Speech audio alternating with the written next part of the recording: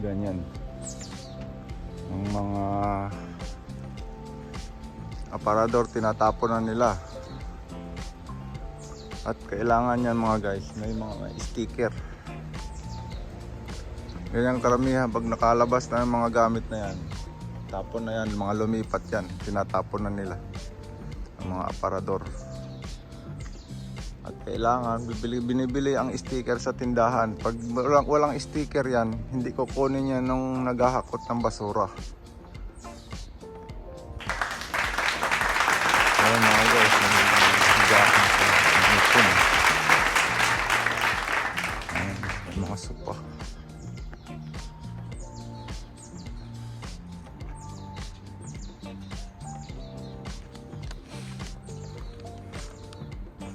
Basura na yan mga guys. Kapag lilipat kayo, problema nyo pa kung ang mga gamit hindi na dinadala yan. Tapos yan mga guys, may sticker. Yung sticker na yan binibili sa tindahan yan. Kapag walang ganyang sticker, hindi ko kunin yan na naghahakot ng basura. Kailangan bibili mo sa tindahan yan.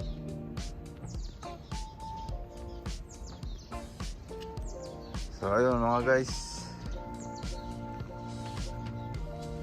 ay sopa ito, sopa. Tapon na yan mga guys, pati yung tatlong aparador.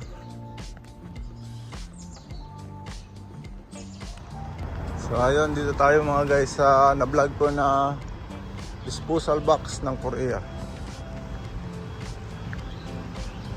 Ayun, puno na yung disposal box, yung box na hinahakot nito. Binubuksan na nila, kinukuha nila mga damit, yung mga tinapon.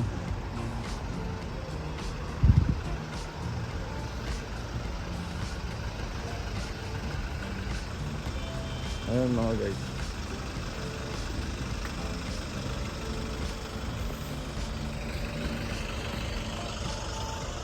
Kinukuha na yan.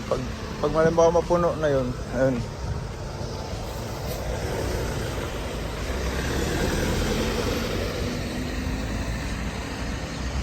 Pag napuno na yan, kinukolekta nila.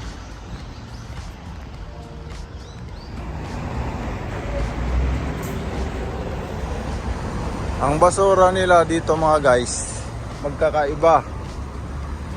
Talagang disiplinado ang tao, pati kasi bawal yan. Para sa mga baguhan na titira sa mga apartment, kailangan ito nila kasi bawal yan.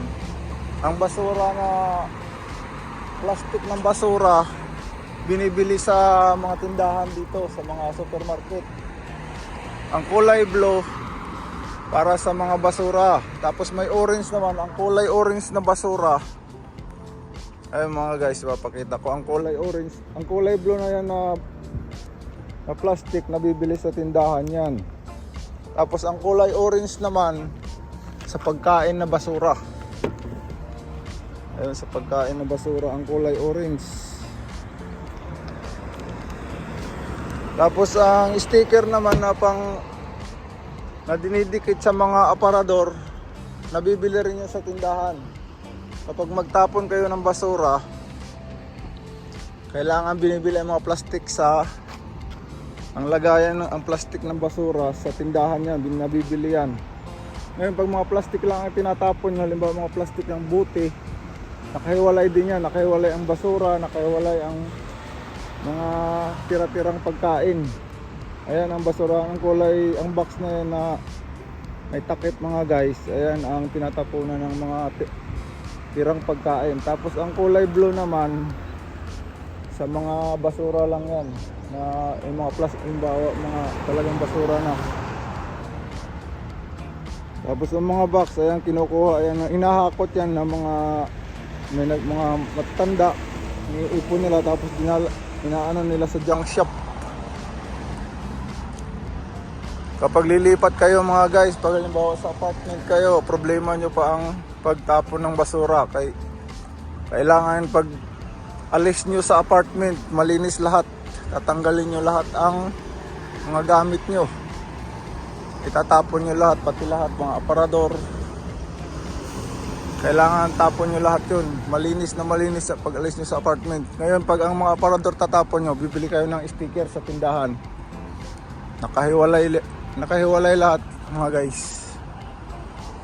Kailangan disiplinado talaga sila. Kapag walang sticker ang mga aparador, tapos mga sopa na ilabas nyo, hindi kukunin yan. Hindi kukunin na naghahakot. Tapos iba lang ang kumukuha ng kulay blue na plastic na basura. Iba rin ang kumukuha ng mga aparador. Iba din ang kumukuha ng mga lumang pagkain na, ang mga tinapong na pagkain na. Magkakaiba ang mga basura, mga guys. Ayun, kasamahan ko. Hihintay kami ng bus. Tog! Hello guys! Welcome to my vlog!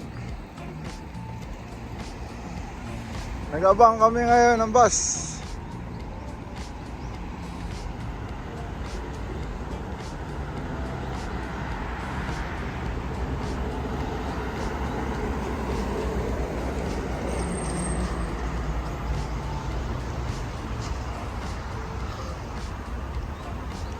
Ayan na ang bus namin, mga guys. Ayan.